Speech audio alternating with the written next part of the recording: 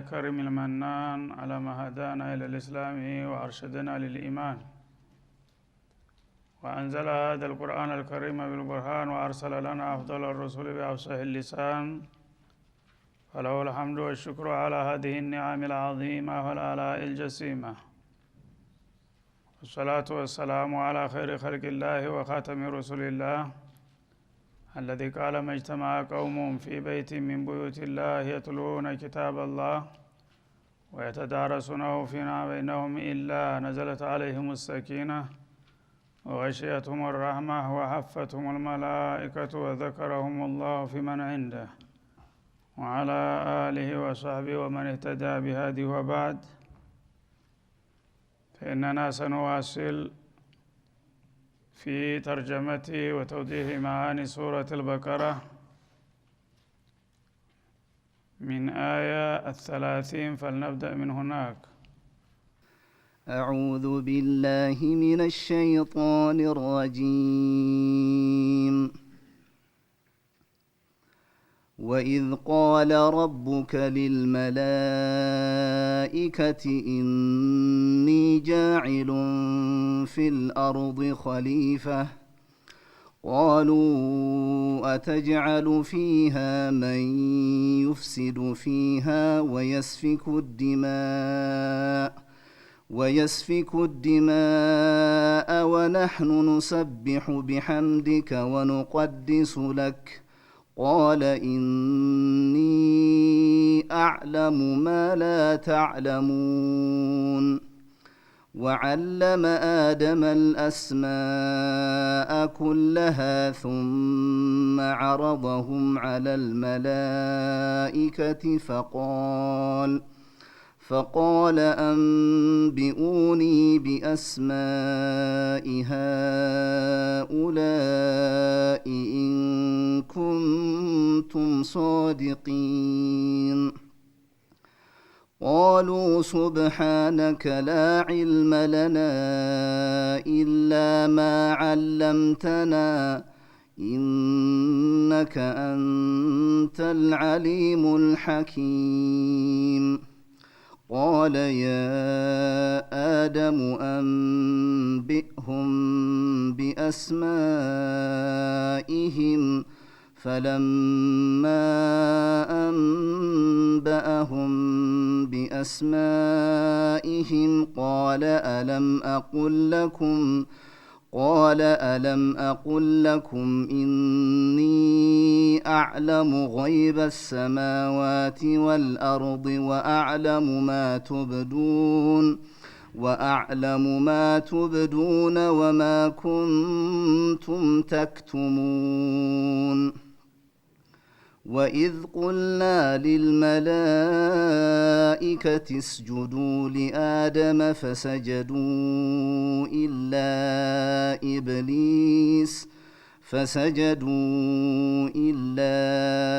إبليس أبى واستكبر وكان من الكافرين. وقلنا يا آدم اسكن أنت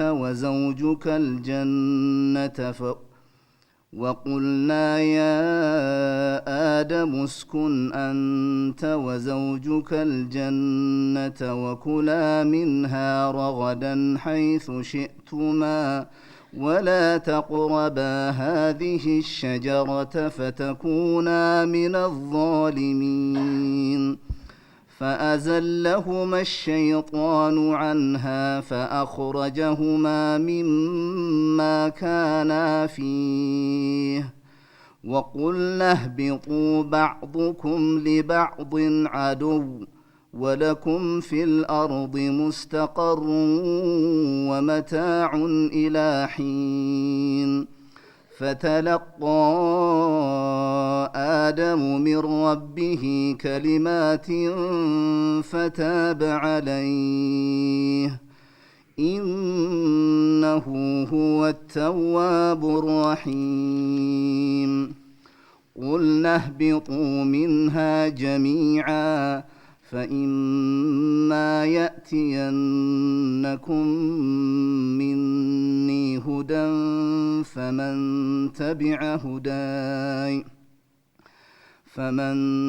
تبع هداي فلا خوف عليهم ولا هم يحزنون والذين كفروا وكذبوا بآياتنا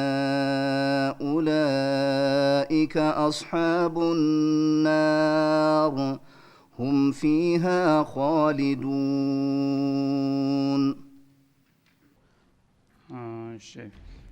ባለፉት አያቶች ባለፈው ሳምንት ስለ ሰማይና ስለ ምድር አፈጣጠር ባጭሩም ቢሆን ጠቅሶ ነበርና ወቅቱ ስላለቀ ማጠቀስ ያለበት ነጥብ ቀርቶ ነበር። ከዛ እንነሳለን። هو الذي خلق لكم ما في الأرض جميعا ثم استوى إلى السماء الله سبحانه وتعالى እኛን ወደዚህ ዓለም ከማምጣቱ በፊት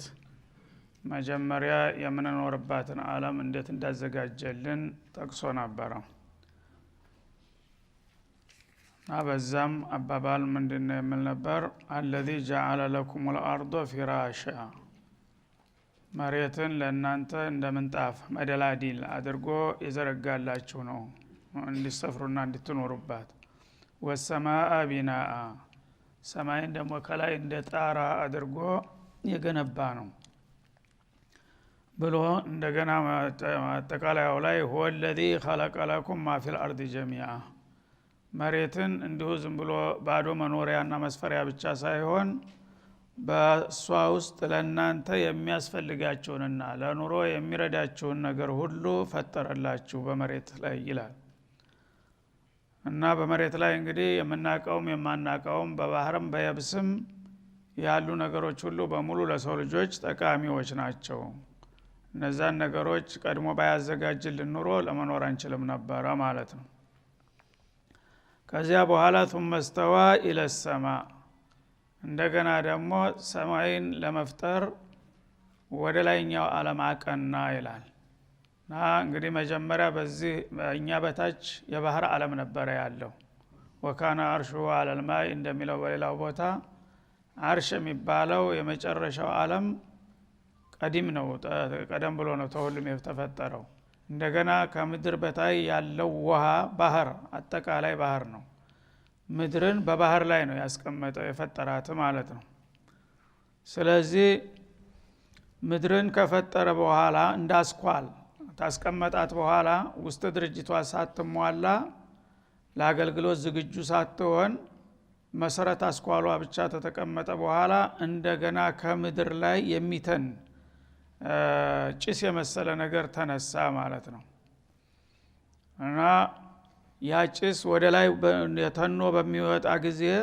እንደገና ሰማይ ሁን ብሎ አዘዘውና ጭሱ ወደ ሰማይ ተቀየረ ነው የሚለው ሱረቱ ዱኻን ላይ እሱ እንደሚገልጠው ሱረቱ ሐሚም ላይ። እና በዛ መልክ እንግዲህ አላህ Subhanahu Wa Ta'ala መጀመሪያ መሬትን ፈጠረ። ከዛ እንደገና ሰማይ ሊሆን የታሰበው ጭስ ወደ ላይ አተነነውና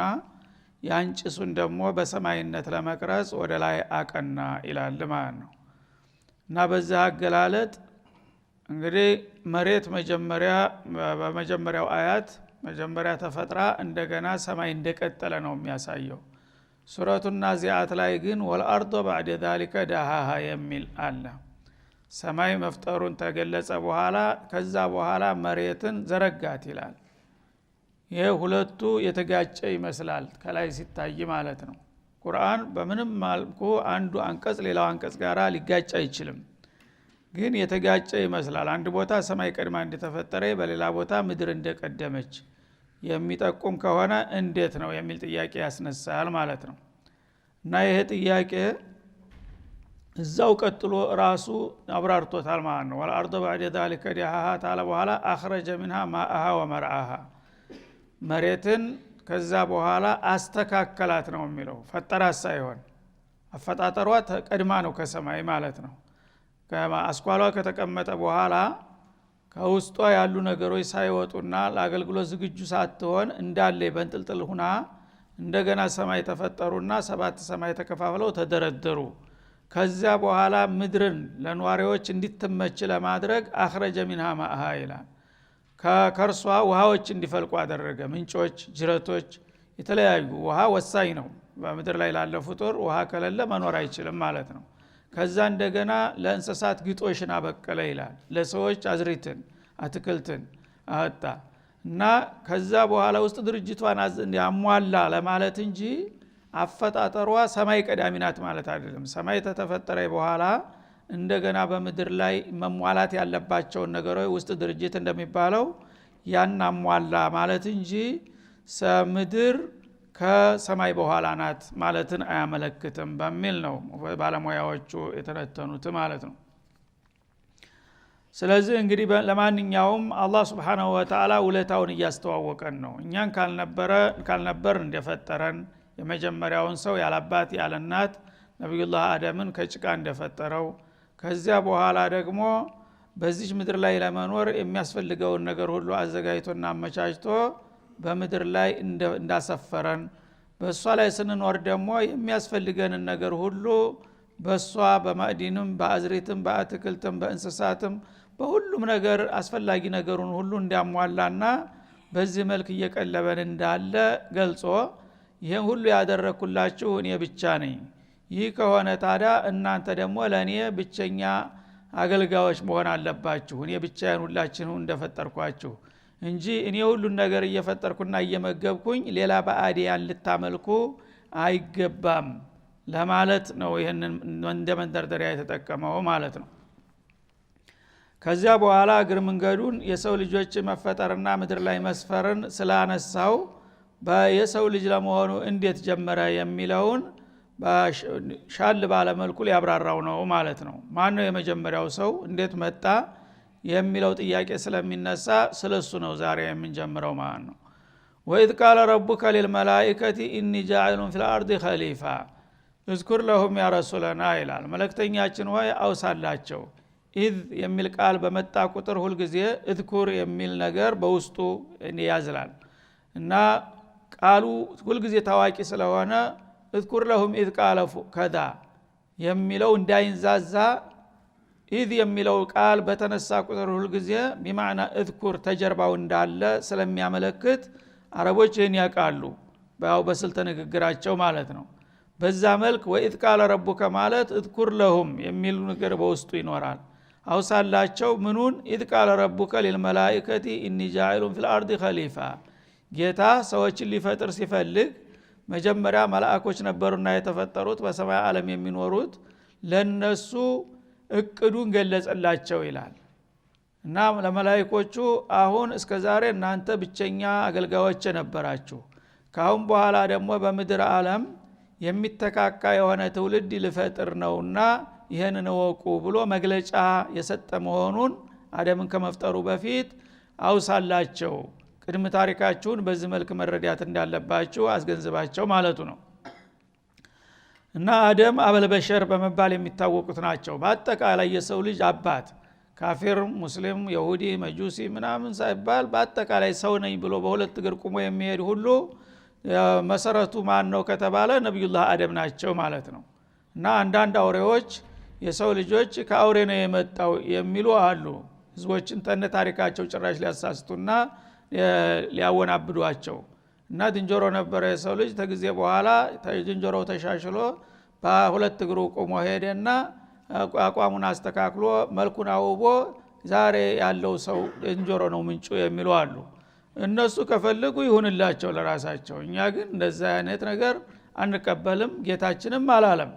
እና ስለዚህ ታሪክ መናገር ያለበት ከሁሉም በፊት ባለቤቱ ሰራተኛው ነው አላህ የሰው ልጅ የተከበረ ፍጡር ነው በምድር ላይ ያለ ፍጡር በሙሉ የሱ አገልጋይ እንጂ የሱ አለቃና ምንጩ ሊሆን እንደማይችል ነው ያረጋገጠው ይሄ አያት ብቻ ይበቃል ኢኒ ጃኢሉን ፊል አርዲ ኸሊፋ ካለ በኋላ የአደምን ታሪክ ነው በቀጥታ ያመጣው ማለት ነው ተዛ በፊት ራሱ የመጀመሪያው አያት هو الذي خلق لكم ما في الارض እያለ ነው በምድር ላይ ለናንተ ጥቅም ሁሉን ነገር ለናንተ ጥቅም በየፈጠርኩት ይላል ምንድነው የሚያመለክተው ይሄ በምድር ላይ የሰው ልጅ ነው አለቃው የሰው ልጅን የሚበልጥ በምድር ላይ ማንም የለም ማለት ነው በጥቅሉ የሰው ልጅ እምነቱ የፈለገውንም ይሁን እና የሰው ልጅ የምድር ባለቤት ነው የምድር አለቃ ባላባቷ ነው ማለት ነው በምድር ላይ የሚፈጠር እንግዲህ እንስሳት በየብስም ሆነ በባህር የፈለገው እንስሳት ግዙፍም ይሁን ተቀቀኑ ሐሸራት ነፍሳት የተባለ ሁሉ በሙሉ ለሰው ልጅ ሊያገለግል የሰው ልጅ ሊጠቅም ነው እንጂ የመጣው የሰው ልጅ አለቃና ምንጭ ሊሆን የሚችል ምንም ነገር የለም ማለት ነው እና ይሄ እንግዲህ ምንድነው ይሄንን ሽርሮች እንደዚህ ያደረጉት የሰው ልጅ ታሪክ ቢስ እንዲሆንና ራሱን እንዲረሳ በቃ ከጌታ ጋር ጭራሽ እንዲለያይ ለማድረግ ነው እና አንተኮ በገዛጅ ተሻሽለ ተብለ ታውሬ ተነስተ ነው እዚህ ደረጃ ይደረስከው ስለዚህ ፈጣሪ የለም ለማለት እንደ መንደርደሪያ ነው እነሱ የተጠቀሙበት ማለት ነው ይሄ ግን ያው ለ70 ዓመት ያህል ዓለምን ሲያጃጅሉ ከቆዩ በኋላ እነሱ አይወድቁ ወድቀው ተንከሳክሰው አሁን ደብዛቸው ጠፍቶ መሳቂያ ሆነዋል እንደዚህ ይሉ የነበሩት ኮሙኒስቶች ነበሩና ማለት ነው ግን በእጃዙር ሌሎቹ ደግሞ ያው እነሱን ተክተው የኩፍር ኸይር የለውምና ሌሎቹም የሚያደርጉት ጉሸማ ቀላል አይደለም ግን ዋናው በመድር ላይ የነበረው ነቀርሳ ኮሙኒስት ፈልሷል ማለት ነው የሰው ልጆችን ብቻ ሳይሆን ጌታን ራሱን እንደሌለ ነበር የሚያስተምሩት የሚሰብኩት ለ70 ዓመት ያህል እና እዝኩር ለሁም ያ ረሱልና ይትቃለ ረቡከ ጌታ ያለ መሆኑን ለልመላኢከቲል ኪራም በሰማያት ዓለም ለሚገኙት መላእክቶች በነገራችን ላይ መላእክቶች ከሰው ቀድመው ነው የተፈጠሩት ማለት ነው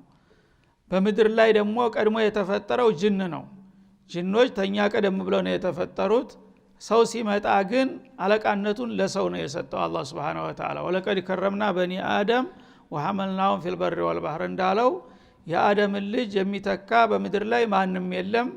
የኔ እንደ ተወካይ ናቸው ብሎ ነው ያመጣቸው ማለት ነው እና እንግዲህ አላህ Subhanahu Wa Ta'ala ሰዎችን ከመፍጠሩ በፊት ሰው የሚባል ፍጡር በመድር ላይ ያስቀምጣለህ የሚል መግለጫ አውጥቶ ለመላእክቶቹ አሳወቀ ይለናል ይሄ መግለጫ መውጣቱ ለምን አስፈለገ ለመላእክቶቹስ መነገር ለምን አስፈለገ የሚል ጥያቄ ያስነሳል ማለት ነው መላእክቶች ፍጡሮች ናቸው በመሰረቱ የሷ አገልጋዮች ናቸው ደግሞ ታማኞችም ናቸው የፈለገውን ቢፈጥር ለምን እንዴትም አይሉም ላይሰሉን ላይስቢቁነሁ ቢልቀውሊ ወሁም ቢአምሪ ያዕመሉን እንዳለው ማለት ነው ህክማው ምንድነው የሚለው ጥያቄ ያስነሳል ማለት ነው አላህ ማንንም ነገር ሲፈጥር ማንንም ምክርና አስተያየት አይፈልግም ከሱ የበለጠ ወይም ከሱ የተሻለ ምንም ነገር እንደሌለ ያቃልና የፈለገውን ነገር በፈለገው መልክና በፈለገው ወቅት ይፈጥራል ሰውን በሚፈጥር ሲያስብ ግን ለመላእክቶች ነገራቸው ይላል ቀድሞ ለምንድን ነው የነገራቸው ይሄ ያደረገበት ምክንያት ከነሱ ምክር ለመቀበል ሳይሆን ወይም አስተያየት ትችት ለመውሰድ ሳይሆን አላህ Subhanahu Wa Ta'ala ይሄንን የገለጠበት ምክንያት የሰው ልጆች መመካከርና መወያየት መግባባት የህይወታችሁ መሰረት ነው ማለትን ለማሳየት ነው ማለት ነው እናንተን ስፈጥራችሁ መጀመሪያ እኔ እንኳን የማንም ምክር የማልፈልገው በጊዜው የሚገኙት መላእክቶች ሰው የሚባሉ ፍጡሮች ለፈጥር ነው በመድር ላይ ላኖር ነው ብዬ ነግር ያለሁኝ ይሄ ራሱ የማማከር መልክ አለው ማለት ነው አላህ ማማከር አያስፈልገውም ግን እንደዛም ከመሆኑ ጋራ እናንተ የሰው ልጆች በመድር ላይ ሰላማዊ ኑሮ ልትኖሩ የምትችሉት ስትቻቻሉና ስትመካከሩ ነውና ይሄ የታሪካችሁ አካል መሆኑን እንድታውቁት ነው እናንተን ልፈጥር ነው ብዬ ለመላእክቶቹ የነገርኩትና ያማከርኩት ብሎ እንዳይረሳ ከታሪካችን ጋራ ምክክርና ውይይትን ለማቆራኘት ነው ተብሏል ማለት ነው ሌላ ሚስጥር ሊኖረው ይችላል አላህ አለም ከዚያ በኋላ መላእክቶች እንግዲህ ነገራቸው ምንም ይሁን ምን ምክንያቱ በመድር ላይ ኸሊፋ ላደርግ ነው ብሎ ፈጠራቸው ኸሊፋ ወደሚለው ቃል ስንመጣ ምን ማለት ነው ሁለት አይነት ትርጉም ይኖረዋል ማለት ነው አንደኛ ኸሊፋ ማለት ምትክ ማለት ነው አንድ አለቃ ይኖራል ከአለቃው ደግሞ ቀጥሎ ምክትል ይኖራል ማለት ነው ያ ኸሊፋ ይባላል ይሄ እንግዲህ ትርጉም ወደ ሁለት እንደገና ይከፈላል ማለት ነው አንደኛ ራሱን በራሱ የሚተካካ ፍጡር ለማለት ነው ሰዎች እስበርስ ሁሉ ጊዜ አይኖሩም የተወሰነ ጊዜ ተፈጥሮ አንድ ትውልድ ያልፋል እንደገና ተከታው ትውልድ ይቀጥላል በአባት በልጁ እየተተካ የሚሄድ ፍጡር ማለት ነው በመላእክቶቹ አክስ ማለት ነው መላእክታ በትውልድ አይቀጥልም አይተካም ታውቃላችሁ ይሄንን መላእክት ማለት አላህ ከተጀመረ ጀምሮ ይፈጥራቸዋል በፈለገው ጊዜ የፈለገውን ይፈጥራል ልክ እንደ ማሽን ነው የሚፈጥራቸው አባት እናት የላቸውም ራሱ በርሳቸው አይዋለዱም የፈለገውን ይሄን ያህል ያለውን ዝም ብሎ በኩን ይፈጥረዋል ከፈጠረው በኋላ በየቀኑ እንደኛ ተውሳክ አያጋጥመውም አይታመምም አያረጅም አይሞትም እስካሁን ከመጀመሪያ ጀምሮ የተፈጠረው መላእክት አለ ሁሉም እያንዳንዱ ማለት ነው እና ሁሉ ጊዜ ቋሚ የሱ አገልጋይና ወዳሾች ናቸው ስለዚህ መላእክት መጨረሻ ጊዜ አንዴ በጅምላ ነው የሚሞቱት ቂያማ ሲደርስ ብቻ በአንድ ጊዜ ለኩሉ ማን عليها فان ويبقى وجه ربك ذو الجلال والاكرام እንዳለው ዓለም ላይ ያለ ነፍስ ያለው ነገር ሁሉ ኩሉ ሸይን ሃሊኩን ኢላ ወጅሃ ከአላህ በስተቀር ያለ ሁሉም ማለቅ አለበት የሚለው አዋጅ ሲወጣ መጨረሻ ላይ ነው መላእክቶች የሚያልቁት አንዴ ብቻ ማለት ነው እንጂ በየቀኑ እንደኛ አያግዛቸውም ይሄ እንግዲህ ከናንተ ባህሪ የተለየ ብሎ ነው መግለጫ እናንተ ሁሉ ጊዜ ቋሚ ናችሁ ሌሎች ግን ስበርሳቸው ትውልድ በትውልድ እየተተካካ እየተቀያየረ የሚሄድ ትውልድ ይፈጥራለሁኝ ብሎ ነው ያሳወቃቸው ማለት ነው የከሆነ እንግዲህ ወጃለ بعضهم لبعض እንዳለው ከፊሉ ለከፊሉ ምትክ የሆነ አባት በልጁ እየተተካ እንደገና ወደ ልጁ እየተሸጋገረ የሚሄድ ትውልድ በሰንሰለት ማለት ነው ያኛው የሰማይ ዓለሙ ህዝብ ግን ራሱን ችሎ ነው የተፈጠረው በትውልድ አይቀየርም ማለት ነው አንዱ ይሄ ነው ማለት ነው ሁለተኛ ጂኖች ቀደም ብለው በመድር ላይ ተፈጥረው ነበር እና እነሱ አላህ እንግዲህ እንደ በሌላው አያት እንደተከሰው ወማ خلقت الجن والانس الا ليعبدون ሰዎችንም ሆነ ጂኖችን የፈጠርኩት እኔን ጌታቸውን አውቀው እንዲገዙ ነው ብሎ ነበር የመጀመሪያ መሞከሪያ የሆኑት ጂኖች ተተፈጠሩ በኋላ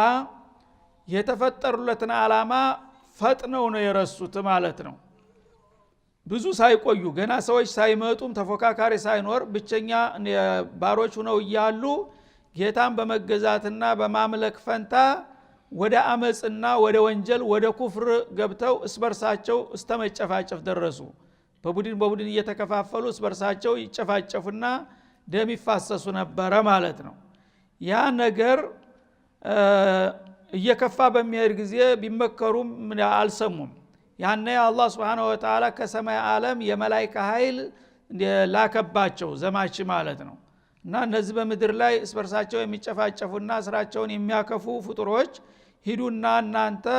ቅጧቸው ብሎ መላእክቶችን ላከባቸው እነዛ መላእክቶች ዘምተው ጂኖችን ጨፈጨፏቸው ነው የሚለው እና አብዛኛዎቹ አለቁ የተረፉት በጋራ